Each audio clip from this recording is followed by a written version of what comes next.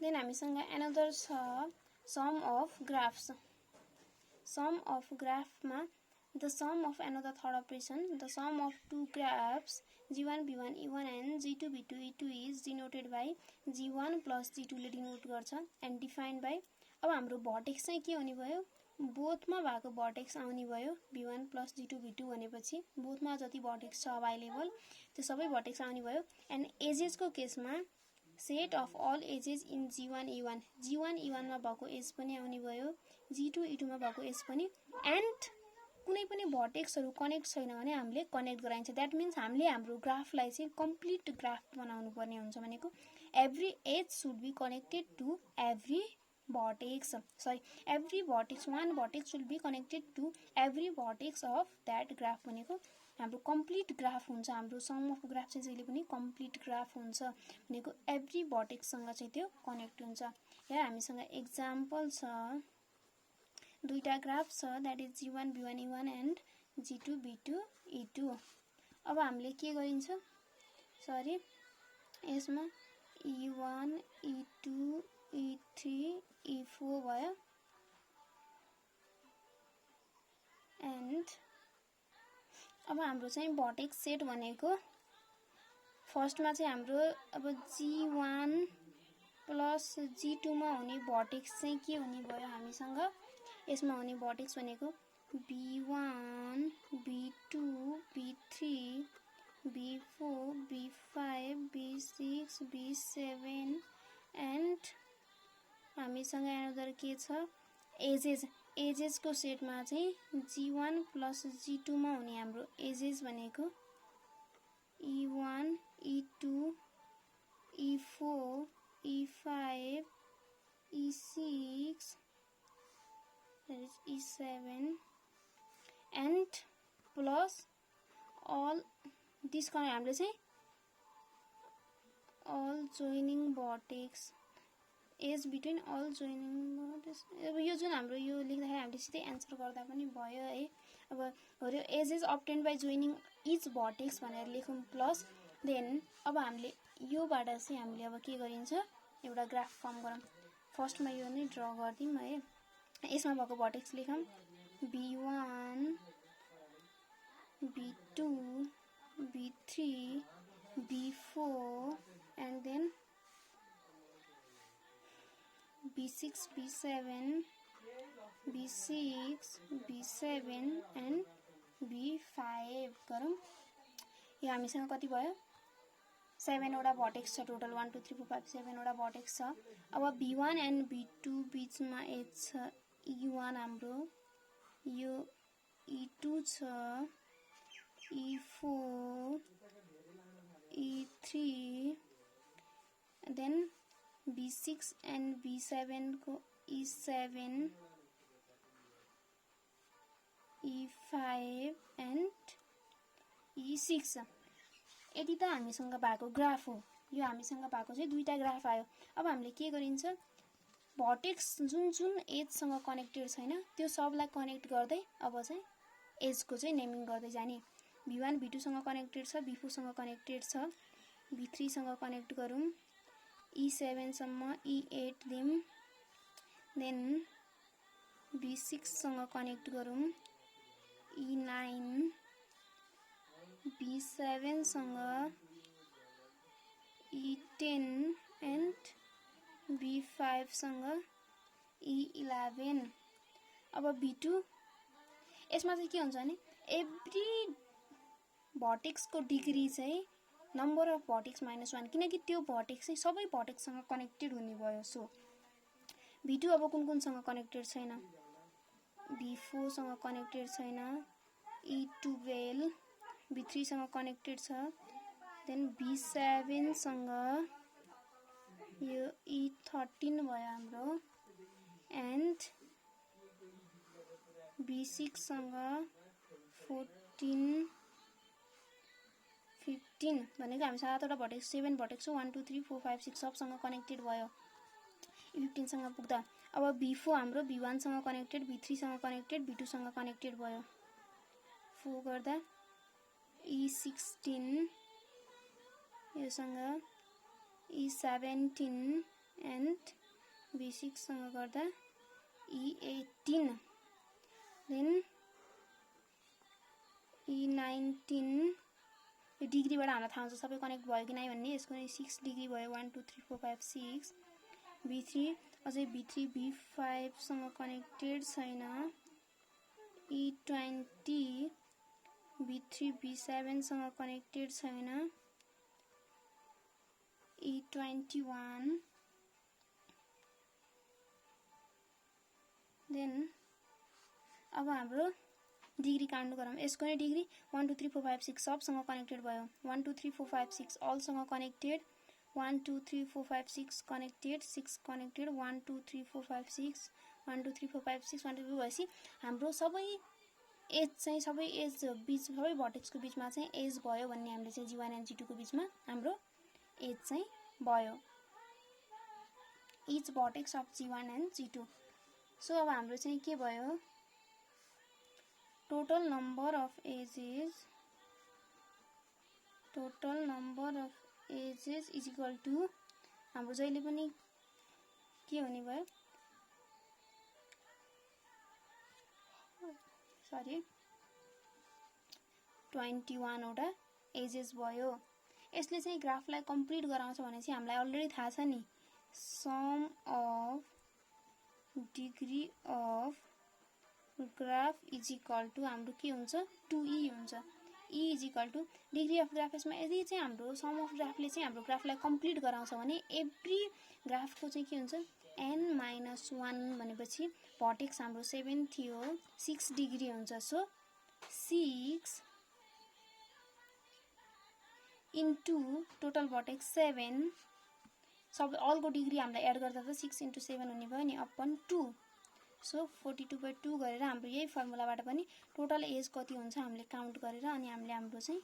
graph जुन समको graph हुन्छ त्यो फर्म गर्न सकिन्छ फर्मेसन गर्न सकिन्छ it's sum of graph then हामीसँग फोर्थ अपरेसन छ that is product of two graphs the product of two graphs G1 B1 E1 and G2 B2 E2 is denoted by GBE is equal to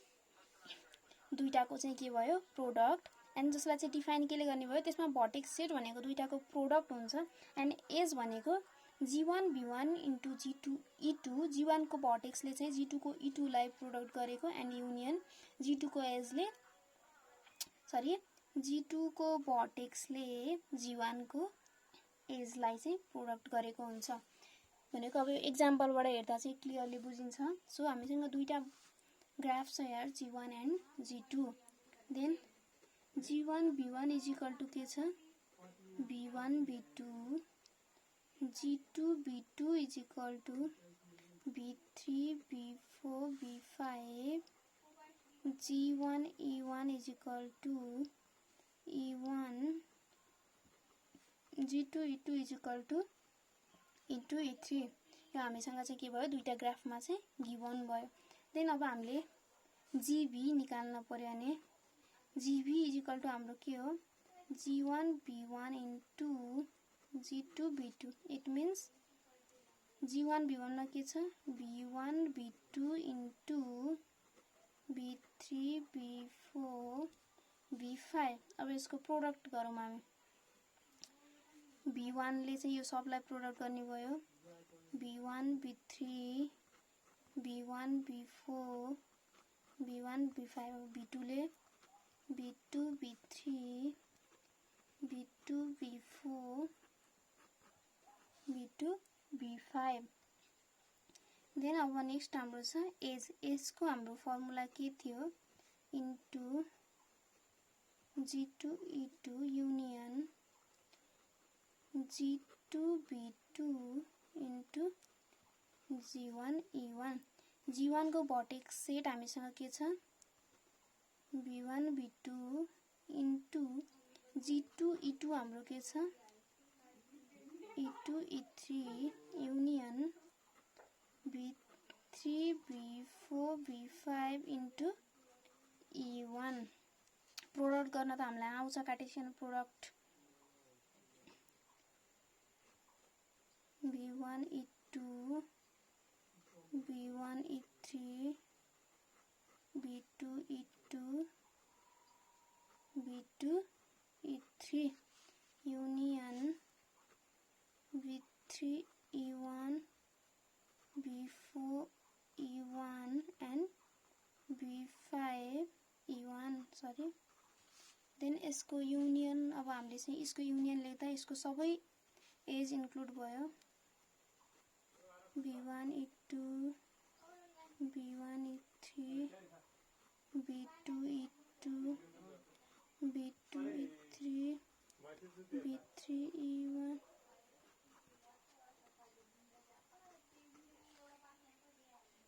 अब यो निकाल्न त हामीलाई धेरै ठुलो कुरा भएन कार्टेशियन प्रोडक्ट हामीलाई अलरेडी आउँछ सो हामीले धेरै पढेको कुरा हो कार्टेशियन प्रोडक्ट भनेर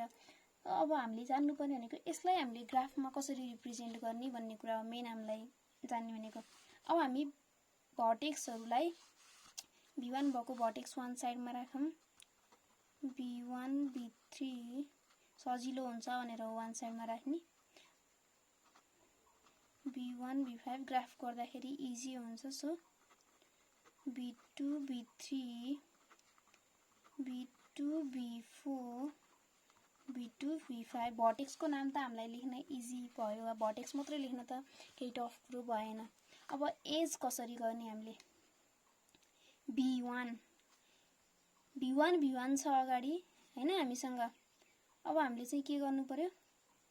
E2 र यो B1 कमन त हाम्रो B1 भकैबाट हामीले चाहिँ गर्न सकिन्छ लाइक B1 छ हामीसँग यसरी है सो अब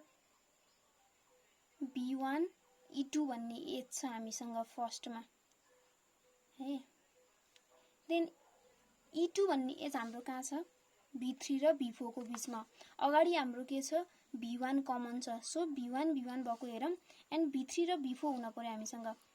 B3 B4 छ पछाडी देन अगाडि B1 कमन छ सो यो कमन बोथमा गयो B1 देन B3 र B4 बीचको एज हाम्रो के हो E2 सो हाम्रो यो फर्स्ट एज यहाँ आयो B1 E2 देन B1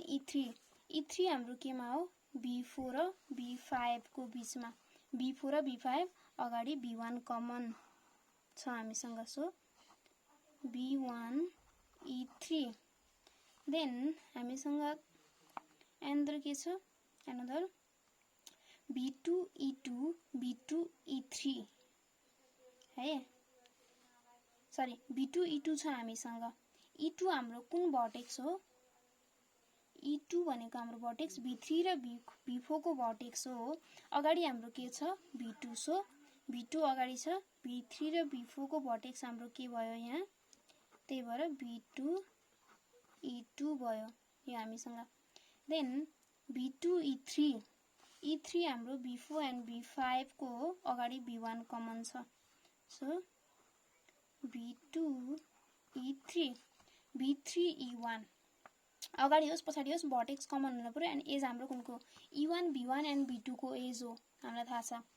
अब यहाँ हेरौं B1 एन्ड B2 यहाँ छ सँगै पछाडी B3 पनि कमन छ यो B3 अगाडि नै हुन पर्छ भन्ने छैन हाम्रो चाहिँ नन डिरेक्टेड ग्राफमा हामीले जसरी पनि लेख्न पाइन्छ त्यो हामीलाई थाहा छ नि यसलाई E1 B3 पनि लेख्न मिल्छ नि त हाम्रो एजेसलाई सो हाम्रो B1 एन्ड B2 बीचको एज E1 हो सो